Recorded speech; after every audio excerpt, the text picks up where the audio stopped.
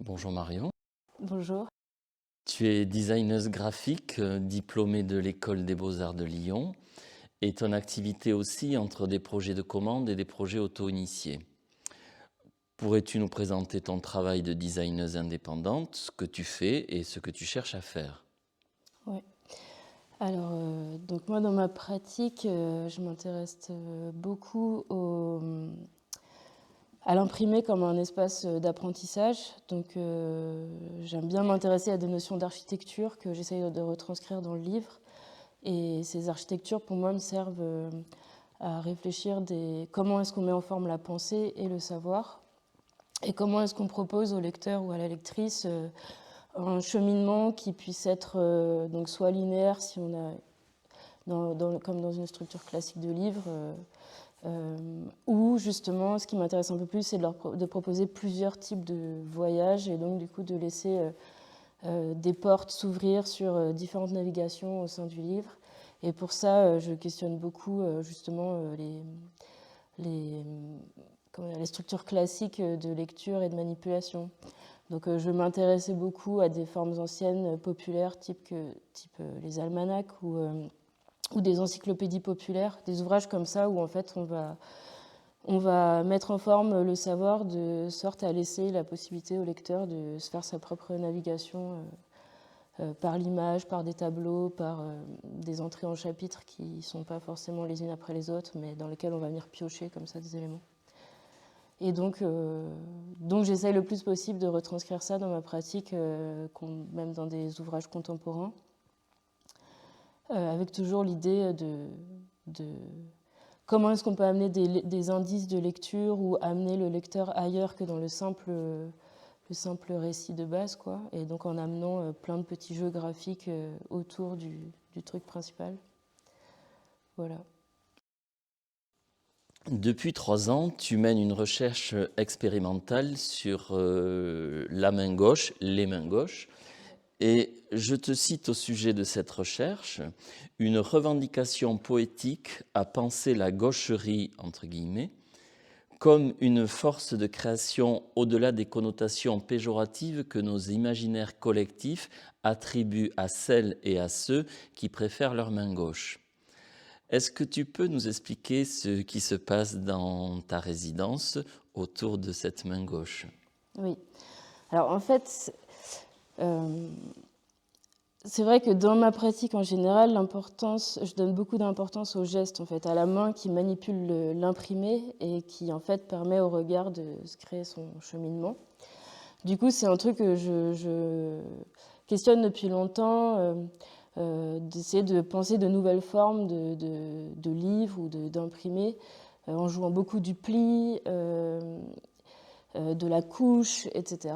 Et en fait, pour cette recherche sur la main gauche, c'est vrai que je me suis sentie directement concernée à un moment donné dans mes études, c'est que en fait, je suis gauchère et que je me suis rendu compte assez vite que toute l'écriture en fait était assez handicapante ou n'était en tout cas pas du tout pensée pour des mains gauches. Donc ça a été un peu le point de départ de mon projet, c'était simplement des questions pratiques de je ne pouvais pas apprendre la calligraphie, en tout cas je n'étais pas à l'aise dans la calligraphie parce que donc au Beaux-Arts on apprenait la calligraphie pour apprendre les principes typographiques du ductus de la lettre, du sens d'écriture, du geste d'écriture. Et en fait moi j'étais complètement bloquée parce que ma main, du coup quand je tenais ma plume elle était à l'envers par rapport à celle des droitiers. Et j'avais pas vraiment de solution qui m'était apportée à part celle de calquer le geste de droitier, donc soit en écrivant en miroir, soit en écrivant en remontant sur la feuille, ce qui était des acrobaties pour moi gestuelles pas du tout simples et qui demandaient comme ça d'être déjà dans une projection de la lettre, alors que la calligraphie c'est censé être un moment de libération du geste et de l'écriture. Donc en fait, ça a été un point de départ comme ça très pragmatique où je me suis dit je vais essayer d'inventer une calligraphie ou un geste calligraphique qui assume la fluidité du geste gauche, quoi. Et en fait, de ce point de départ, j'ai aussi commencé une recherche un peu plus approfondie sur pourquoi est-ce qu'en fait l'écriture était interdite aux gauchers pendant longtemps, en quoi la gaucherie, pourquoi est-ce que le mot, dans le vocabulaire en fait, pourquoi est-ce que la gaucherie c'est la maladresse alors que ça désigne aussi les gens qui écrivent de leur main gauche. Pourquoi est-ce qu'être gauche c'est être donc maladroit, mais aussi courbé, déviant. Enfin, il y a tout un. Quand je parle de nos imaginaires collectifs, c'est ça quoi, c'est qu'il y a vraiment dans le vocabulaire, il y a la gauche est l'opposition de la droite, et la droite a toutes les valeurs morales du bon, du juste, de, de, de la religion aussi. Enfin, il y a tout un truc, j'imagine, de la droiture de la pensée, alors que la gauche, c'est toute la déviance, c'est le diable, c'est la maladresse, c'est la maladie, l'accident. Et, et en fait, cette dualité, enfin, cette binarité des choses, je la trouve assez injuste parce que quand on est gaucher ou gauchère, on vit dans un monde normé à droite et donc on fait des efforts d'adaptation perpétuels en fait au monde et aux objets qui sont pas forcément pensés de façon ambidextre. Et donc souvent, je trouve que les gauchers ou les gauchères font preuve d'habileté en fait bien plus que de maladresse. Et quand une maladresse a lieu, c'est que les outils sont pas adaptés, mais c'est pas juste une mauvaise gestuelle. Donc Alors, voilà. comment se traduit, comment se formalise ces constats Ouais. dans ta résidence? Donc, Je vois qu'il y a en fait, il y a de la peinture, tu es en train de ouais. peindre. En fait, du coup, ce travail, je le mène depuis longtemps. Là, la résidence, c'est une période, c'est un moment de continuité pour moi. Donc, en fait, j'écris une histoire, un récit visuel qui prend autant forme, qui peut prendre forme en exposition, en conférence ou en livre. Et donc là, ici, je poursuis le chapitre 3 du livre, qui est le chapitre le plus conséquent, où vraiment je développe l'alphabet. Donc en fait, le livre en soi est construit reprend la structure d'une main, donc il y a 5 chapitres. Chaque chapitre est basé sur la symbolique des doigts. Et en fait, dans sa construction, je questionne aussi, encore une fois, le sens de lecture et d'écriture du livre. Donc là, c'est plutôt un livre qui se lit comme les mangas, enfin la japonaise, de la fin vers le début, parce qu'en étant gaucher, c'est comme ça qu'on manipule un livre.